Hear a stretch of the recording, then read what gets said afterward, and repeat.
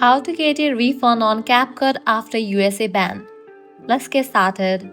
You have the Capcut subscription, but at the moment as Capcut has been banned, you want to cancel the subscription. What you have to do is send mail to the Capcut support team. This is the official mail address of Capcut. You can copy it, then go ahead and launch your mail app, click on Compose. In the recipient section, paste the mail. In the subject, type in refund on Capcut.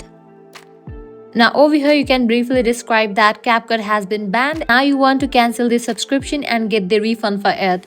And you can send it. With that, Capcut support team will get back to you.